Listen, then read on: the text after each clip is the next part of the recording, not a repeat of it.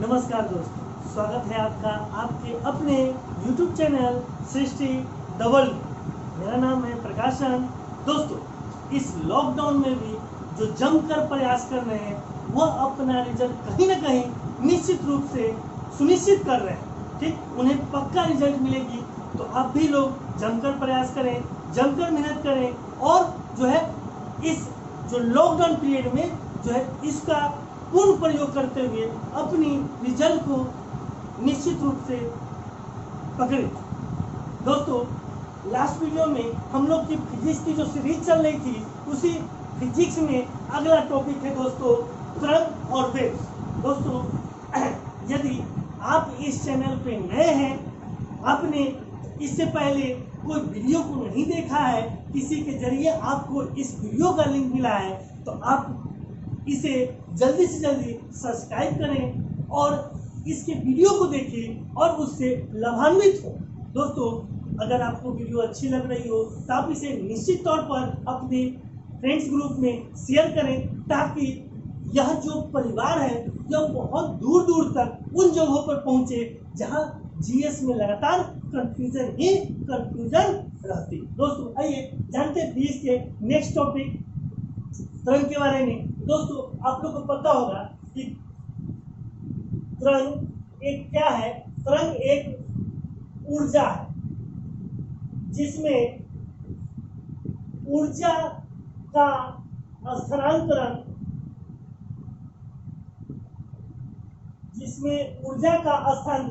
एक जगह से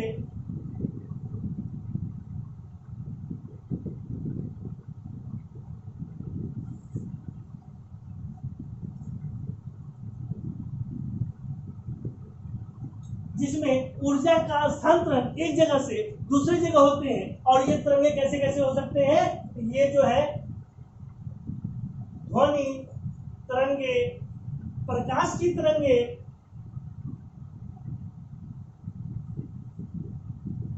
तरंगे, उसके बाद पानी की तरंगे और रेडियो तरंगे एक्सेट्रा हो सकते हैं। दोस्तों, अब आते हैं कि तरंग कितने प्रकार के होते हैं। दोस्तों, एक फिगर से हम लोग ड्रॉ करेंगे कि तरंग कितने प्रकार के होते हैं। दोस्तों, तरंग दो प्रकार के होते हैं। एक होते हैं यांत्रिक तरंगे यानी मैकेनिकल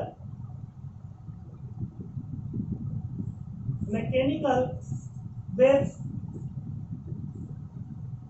यांत्रिक तरंगे। और दूसरे होते हैं विद्युत चुंबकीय तरंगे, जिसे अंग्रेजी में इलेक्ट्रोमैग्नेटिक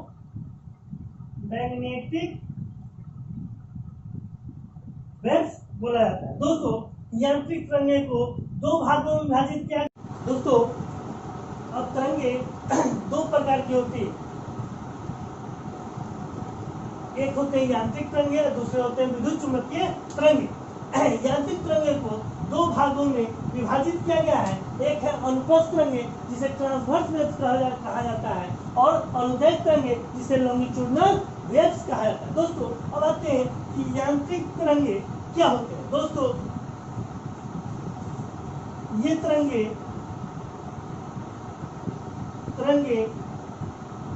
जो किसी भी माध्यम में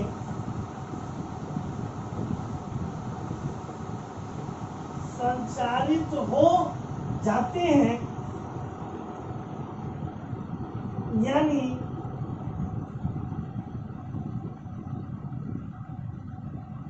इसको एक जगह से दूसरे जगह जाने के लिए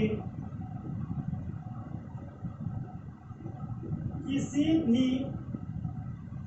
माध्यम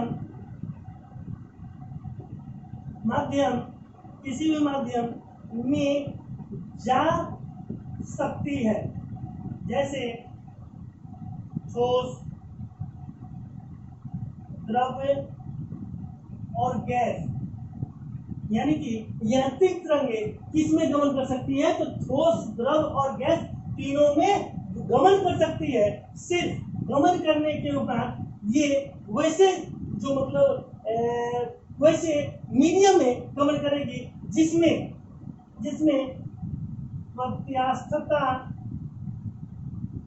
प्रत्यास्थता इलास्टिसिटी के गुण मौजूद हो तथा जड़त्व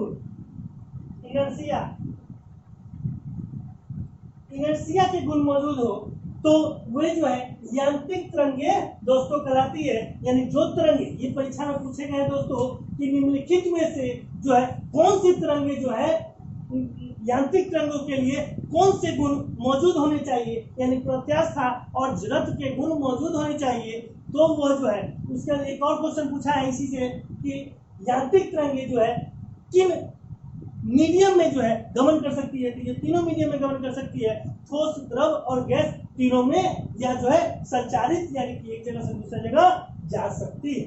दोस्तों इसी में आते हैं यांत्रिक तरंगों को दो भागों में बांटा गया है।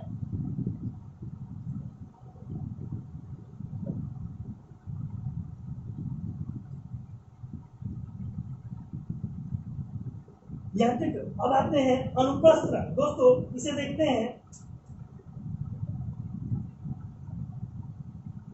अनुप्रस्थ तरंग दोस्तों इसमें क्या होते हैं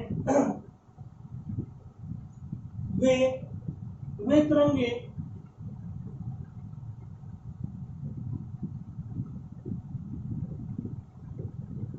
वे तरंगति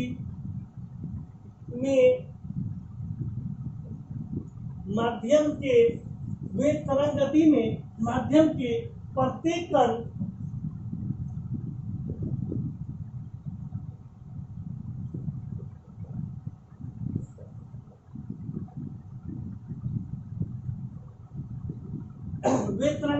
माध्यम के प्रत्येक कण तरंग चलाने की दिशा में लंबवत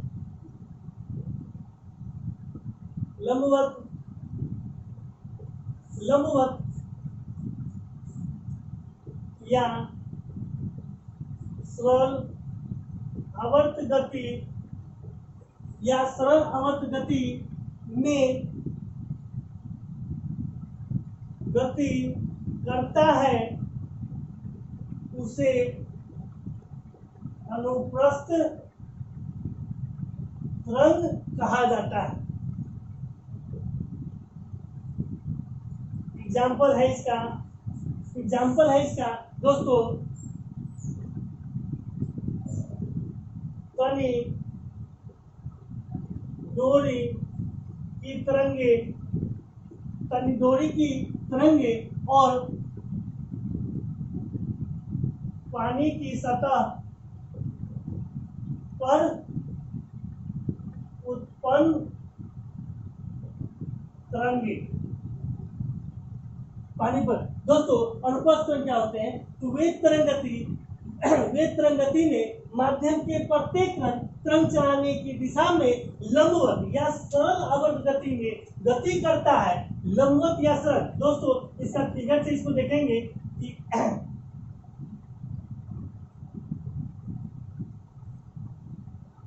इसमें ये एक सरल आवर्त गति में जो है गमन करते रहते हैं, यानी कि यह ऊपर से नीचे गमन करते रहते हैं, तो यह जो है अनुप्रस्थ तरंगे कहलाते हैं। और इसके एग्जाम्पल क्या है कि तनी डोरी में उत्पन्न तरंगे और पानी की सतह पर उत्पन्न तरंगे, यानी कि यह एक सरल आवर्त गति में जो है सीधे ऊपर नीचे गमन करेंगे, तो वो कौन हो जाएंगे, अनुप्रस्थ तरंगे कहलाते हैं। इसी में है कि अनुप्रस्थ तरंगे, दोस्तों अनुप्रस्थ तरंगे केवल ठोसों में या द्रव्यों की सतह पर ही उत्पन्न उत्पन्न किए जा सकते हैं, यानी अनुप्रस्थ तरंगें जो है केवल ठोसों में या द्रव्यों की सतह पर ही उत्पन्न की जा सकती है।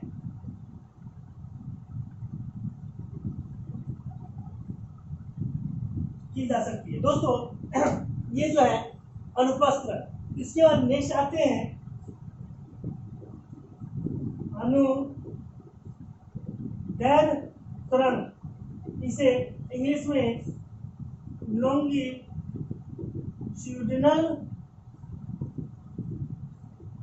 वेव्स कहा जाता है। दोस्तों इस तरंगति में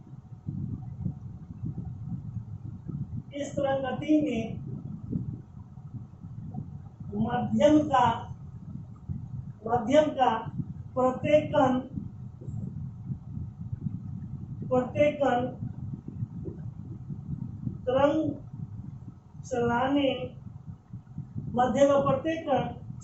तरंग चलाने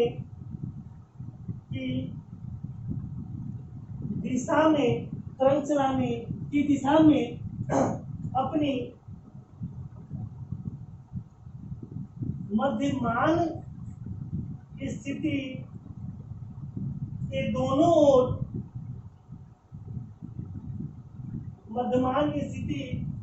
ओर गमन करता है। क्या है अनुदैर्घ्य तरंग, लॉन्गिट्यूडिनल। इस तरंगति में माध्यम का प्रत्येक कण तरंग चलाने की दिशा में अपने मध्यमान स्थिति के दोनों ओर गमन करता है या सरल आवर्त गति करता है। उसे क्या कहा जाता है? तो उसे लॉन्गिट्यूडिनल वेव्स कहा जाता है। दोस्तों इसके एग्जाम्पल को समझिएगा कि ये इसके एग्जाम्पल क्या क्या हो जाएंगे। भूकंप की तरंगे, रेडियो की तरंगे, भूकंप की तरंगे, रेडियो की तरंगे, उसके बाद वायु की तरंगे और पानी पर उत्पन्न तरंगे। दोस्तों इसी का ध्वनि जो है, ध्वनि एक अनुदैर्घ्य तरंगे है। दोस्तों ध्वनि क्या है? तो ध्वनि भी एक अनुदैर्घ्य तरंगे है। यह भी परीक्षा में पूछ जाते हैं। प्राय इसके एग्जाम्पल से क्वेश्चन हमेशा रेलवे और एसएससी में पूछे जाते हैं कि निम्नलिखित में से वह तरंगे कौन सी है जो अनुदैर्घ्य है या अनुप्रस्थ तरंगे। दोस्तों इसे फिगर में समझेंगे, इसे फिगर से समझते हैं। दोस्तों अनुदैर्घ्य तरंगे, इस तरंगति में माध्यम के प्रत्येक कण तरंग चलाने की दिशा में अपने मध्यमान स्थिति के दोनों ओर या समानांतर, इसमें दोस्तों समानांतर, तो देखिएगा ये भूकंप की तरंगे को बनाया है। दोस्तों यह मध्यमान स्थिति के जो है दोनों तरफ यह चारों ओर जो है यह गमन करती है। तो यह कैसी है? अनुदैर्घ्य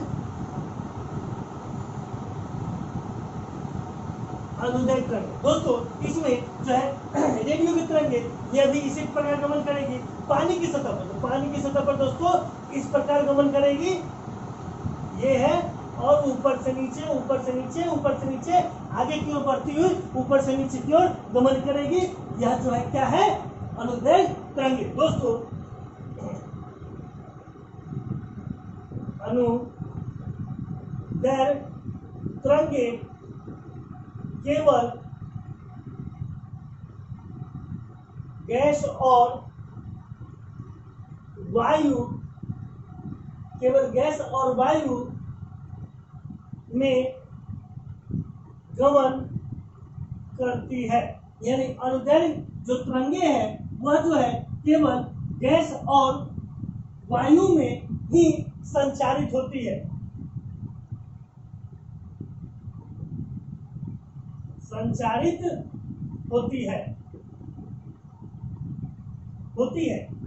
दोस्तों नेक्स्ट है इसी में तरंगे का दूसरा जो है विद्युत चुंबकीय तरंग।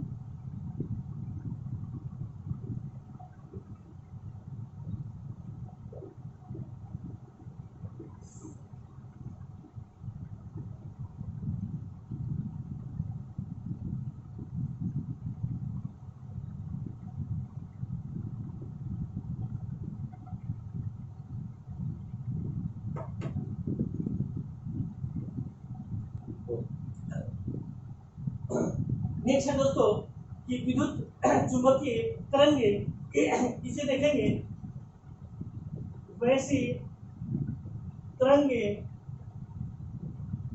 जिसके संचारण में किसी माध्यम की आवश्यकता नहीं होती है, यानी किसी भी मीडियम की आवश्यकता नहीं होती है। ये तरंगे निर्वात में भी संचारित हो सकती है, निर्वात में भी संचारित हो सकती है। नेक्स्ट है दोस्तों कि विद्युत चुंबकीय तरंग की चाल जो है वह प्रकाश के चाल के बराबर होती है। प्रकाश के चाल की बराबर होती है, यानी विद्युत चुंबकीय तरंग की चाल जो है प्रकाश के चाल के बराबर होती है। जो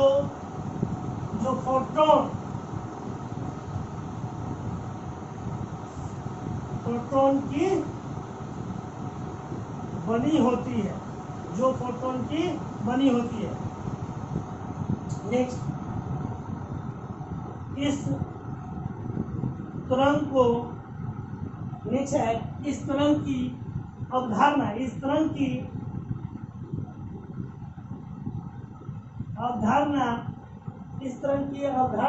मैक्सवेल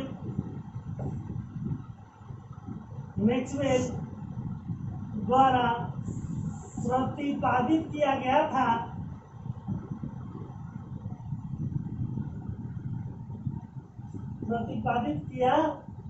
था। दोस्तों देखिएगा, वैसी तरंगे जिसके संचारण में किसी भी माध्यम की आवश्यकता नहीं होती है, ये तरंगे निर्वात में भी संचारित, यानी कि यह जो है इलेक्ट्रोमैग्नेटिक वेव जो होते हैं वह जो है वैक्यूम में भी ट्रेवल कर सकती है। विद्युत चुंबकीय तरंगे की चाल जो होती है वो प्रकाश के चाल के बराबर होती है, जो फोटोन की बनी होती है। इस तरह की अवधारणा मैक्सवेल नामक वैज्ञानिक ने की थी। इस तरंग में संवेग और ऊर्जा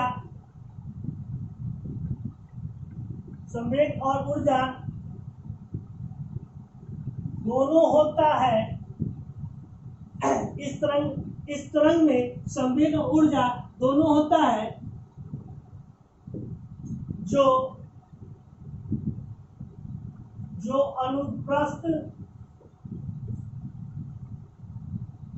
अनुप्रस्थ तरंग की तरह प्रकाश के वेग से गमन करता है। जो अनुप्रस्थ तरंग की तरह प्रकाश के वेग से गमन करता है। दोस्तों इसके एग्जाम्पल क्या हो जाएंगे? तो इसके एग्जाम्पल हो जाएंगे एक्स रे, वाई रे यानी गामा रे,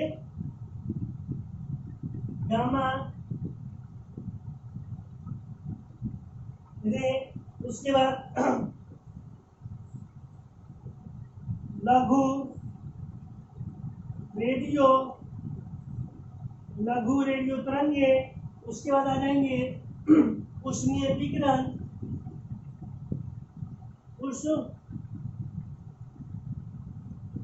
उष्मीय विकिरण, उसके बाद उष्मीय विकिरण, उसके बाद प्रकाश की तरंगे,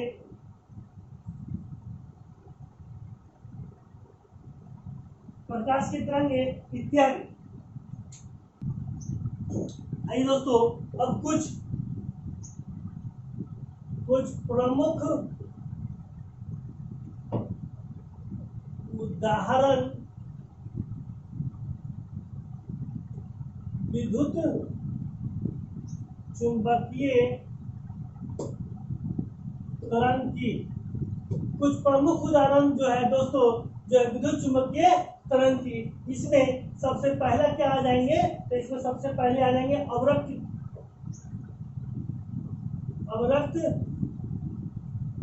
किरणें। अवरक्त किरणें की खोज किसने की थी, तो हर्शेल ने की थी। और इसका प्रयोग क्या हो जाएंगे, इसका प्रयोग जो है, इसका प्रयोग कोहरे में फोटोग्राफी करने में, इसका प्रयोग घने कोहरे में फोटोग्राफी करने में, उसके बाद जो है चिकित्सा क्षेत्र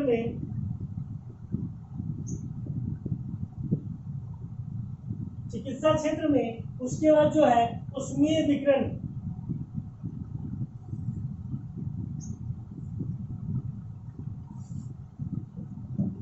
दोस्तों अवरक्त किरणें जिसे इंफ्रारेड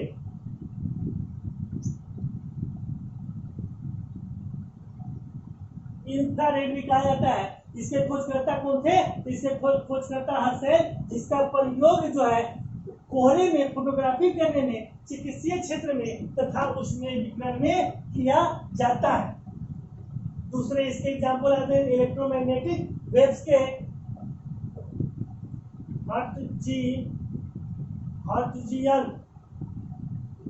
हर्ट्जियन तरंगे या लघु रेडियो तरंगे। इसके खोजकर्ता कौन थे, तो हर्ट्जियन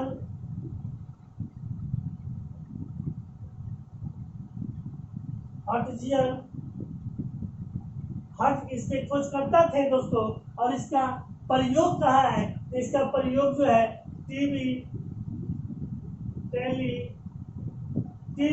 टेलीफोन तथा रेडियो इत्यादि में इसका प्रयोग किया जाता है। नेक्स्ट आते हैं, यह है पराबैंगनी किरणें, जिसे अंग्रेजी में जो है अल्ट्रा वायलेट रे कहा जाता है। इसके खोजकर्ता कौन थे, तो इसके खोजकर्ता रीटर नामक वैज्ञानिक थे। और इसका प्रयोग जो है चिकित्सा क्षेत्र,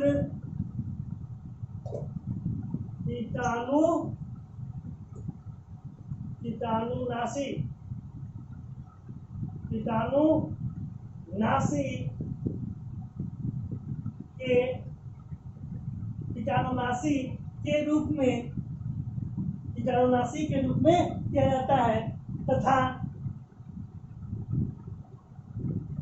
प्रकाश विद्युत प्रवाह को उत्पन्न करने में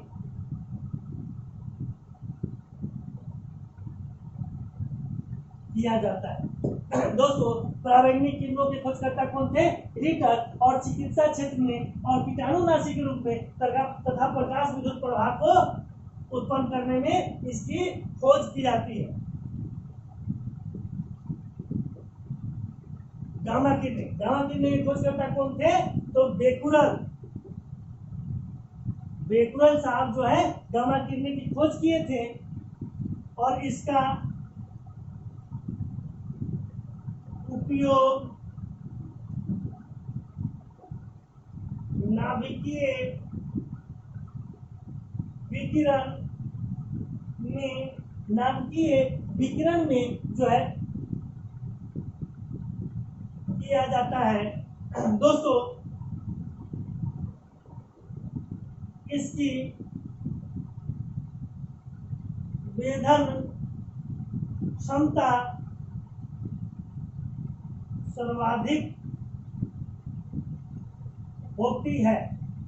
दोस्तों इसकी वेधन क्षमता सर्वाधिक होती है। रेलवे के एग्जाम में इसी से प्रश्न पूछा गया था कि निम्नलिखित में से किस किरण की वेधन क्षमता सर्वाधिक होती है, तो उसमें अल्फा था, बीटा था, गामा था, इनमें से कोई था। इसका सही आंसर क्या हो जाएंगे? गामा किरणें, वाई रे, वाई रे, जिसके खोजकर्ता हेनरी बैक्सवेल थे। पांचवा नेक्स्ट है रेडियो तरंगे, इसे अंग्रेजी में लॉन्ग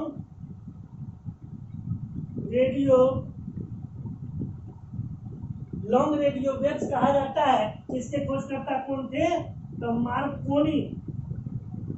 मार्कोनी साहब जो थे इसके खोजकर्ता थे। और इसका प्रयोग कहाँ हो जाएंगे दोस्तों? इसका प्रयोग जो है टीवी, रेडियो इत्यादि में होते हैं। नेक्स्ट जो है इसके एग्जाम्पल है एक्सरे, जिसके खोजकर्ता रोंटगन, इसके खोजकर्ता क्या थे? इसके रोंटगन जो है इसके खोजकर्ता थे। और इसका उपयोग जो है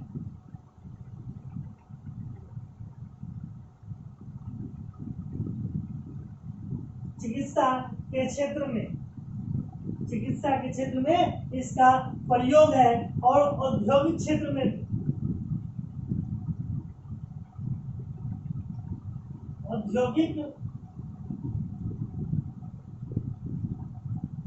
में इसका प्रयोग किया जाता है। तो एक्सरे की खोजकर्ता कौन है? तो रोंटगन साहब। दोस्तों तो ये थे जो है आपके इलेक्ट्रोमैग्नेटिक वेव्स के कुछ एग्जाम्पल, उदाहरण। दोस्तों इसका स्क्रीनशॉट आप लोग लेना चाहते हैं, इसका स्क्रीनशॉट ले लें। और इससे बहुत बार प्रतियोगिता परीक्षाओं में प्रश्न पूछे गए हैं, जैसे कि लघु रेडियो तरंगे की खोजकर्ता कौन थे? तो हर्ट्ज़, अवरक्त किरणों की खोजकर्ता हर्ट्ज़, उसके परावैंगिक किरणों के रीटर, उसके बाद गामा किरणों के बेक्यूरेल, उसके बाद जो है लॉन्ग रेडियो वेव्स के कौन है? तो मार्कोनी, और एक्सरे के रोंटगन। और इसके प्रयोग से भी प्रायः क्वेश्चन पूछे गए हैं। दोस्तों तो अभी हमने पढ़ा है तरंग, जो फिजिक्स का एक अन्य महत्वपूर्ण टॉपिक। दोस्तों इसके पार्ट 1 भी वीडियो अपलोड किए जा चुके हैं। यदि आपने पार्ट 1 वीडियो को नहीं देखा है तो डिस्क्रिप्शन में लिंक दिए गए होंगे, आप उनसे जो है पार्ट 1 वीडियो यानी कि जो साउंड के पार्ट 1 वीडियो को भी देख सकते हैं। दोस्तों आपसे उम्मीद करते हैं कि यह वीडियो आपको पसंद आई होगी। यदि पसंद आई हो तो आप इसे लाइक करें, सब्सक्राइब करें और शेयर करें दोस्तों। और अपने सुझाव हमें कमेंट्स के जरिए जरूर बताएं, ताकि इसमें जो है उचित जो है आपकी प्रॉब्लम को जो है समाधान किया जा सके। धन्यवाद। जय हिंद।